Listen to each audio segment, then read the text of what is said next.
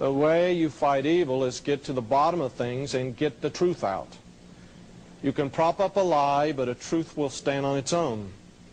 The president of the company made a press release. He said none of the money in this company goes to the devil. That's probably correct. I am not going to critique Procter & Gamble at all. I am not going to say anything about that company because it was probably the truth. But it is interesting that on the Phil Donahue show, this president of Procter & Gamble finally admitted that he was a member of the Church of Satan. So maybe the company is clean as a whistle, but maybe sometimes powerful people slip into high places.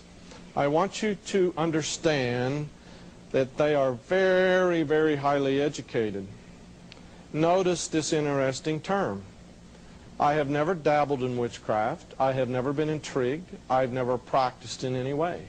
But a good general will study his enemy to understand how they think so that he knows how to commit the battle when they meet on the battleground. So I went to the local library and decided to read up on the witchcraft and to see what they believed. I was very unfamiliar with this fact.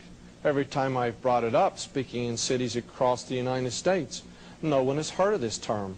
Let's read it. It's very important. The old "un" is a dialect term used to indicate the devil. Yet the old religion, that's a way of saying witchcraft, yet the old religion with its root in nature, its nature worship, still lived on in the hearts and minds of the people. This way of referring to the devil as the old "un" is an instance of this.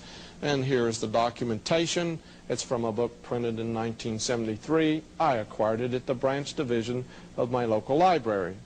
It was missing soon after that. I've learned that occultists would rather steal their literature than purchase it. So, I got to thinking about this old term, the "un."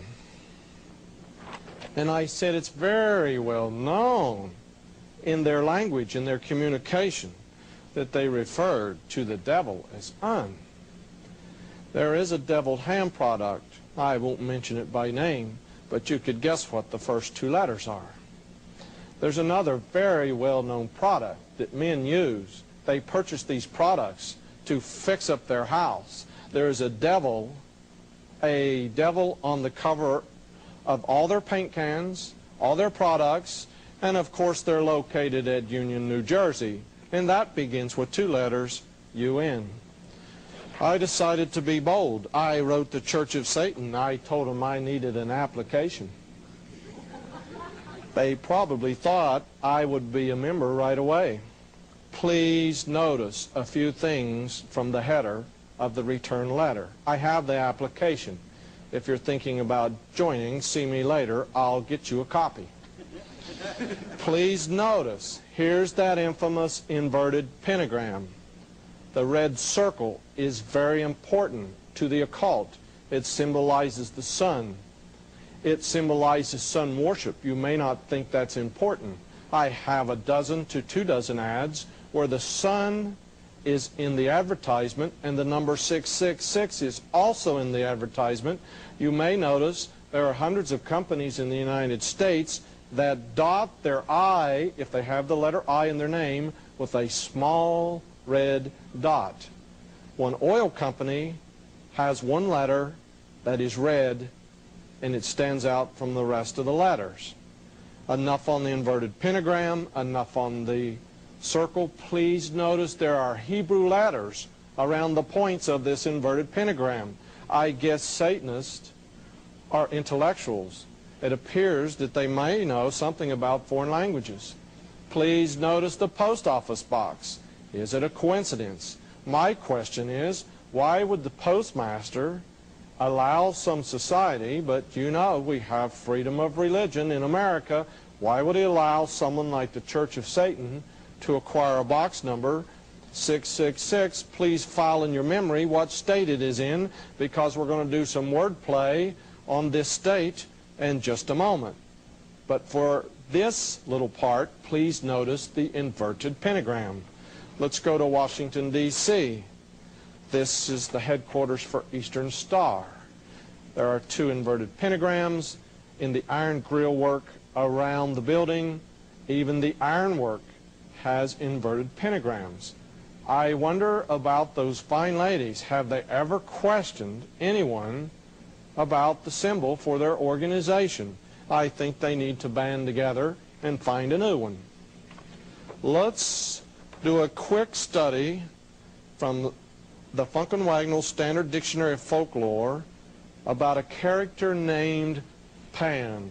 Not everyone is familiar with this character Pan. It is actually a term used for the devil in Greece.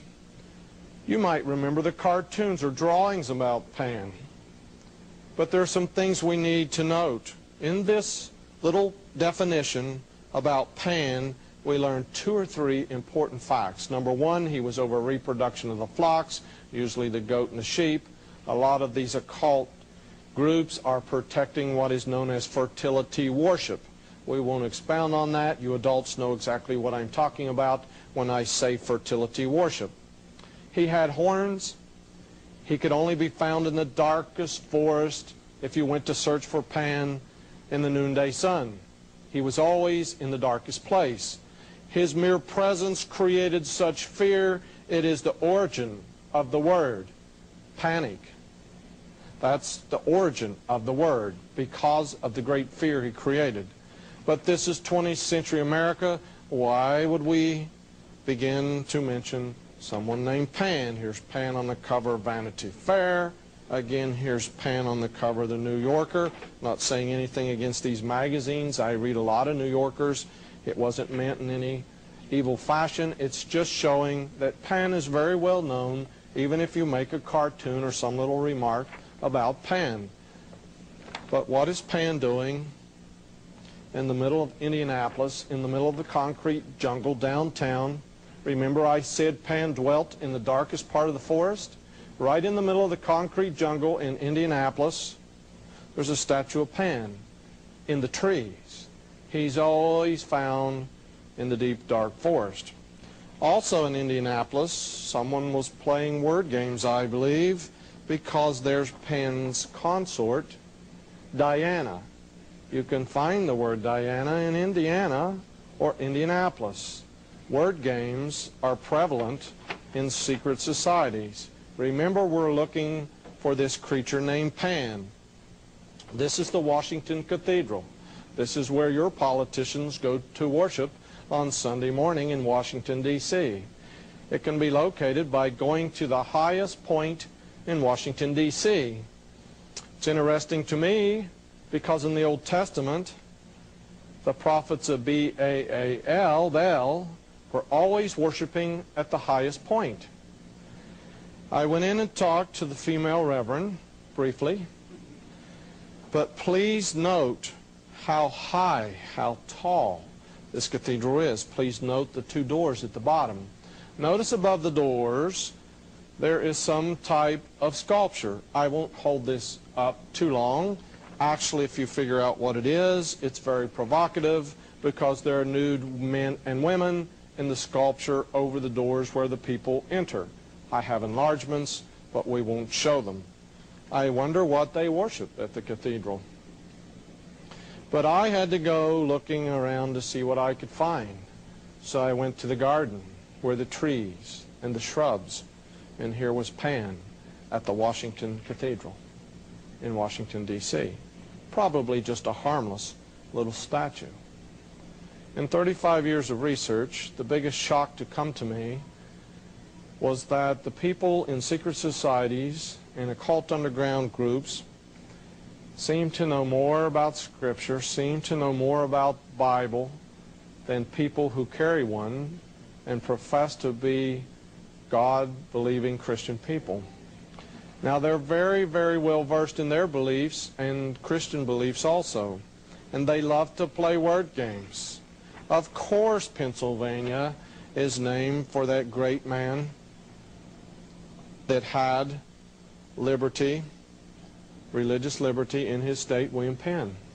But please note that the Romans had another name for Pan. They called him Silvanus, Silenus, Silvan, Sylvan. a sylvan compass. There are towns in this country called Sylvan Grove because it's where there are trees. That they are very, very highly educated. Notice this interesting term. I have never dabbled in witchcraft. I have never been intrigued. I've never practiced in any way. But a good general will study his enemy to understand how. That's probably correct. I am not going to critique Procter & Gamble at all. I am not going to say anything about that company because it was probably the truth. But it is interesting that on the Phil Donahue show, this president of Procter & Gamble finally admitted that he was a member of the Church of Satan. So maybe the company is clean as a whistle, but maybe sometimes powerful people slip into high places. I want you to understand the way you fight evil is get to the bottom of things and get the truth out. You can prop up a lie, but a truth will stand on its own. The president of the company made a press release. He said none of the money in this company goes to the devil. All they think, so that he knows how to commit the battle when they meet on the battleground. So I went to the local library and decided to read up on the witchcraft and to see what they believed. I was very unfamiliar with this fact.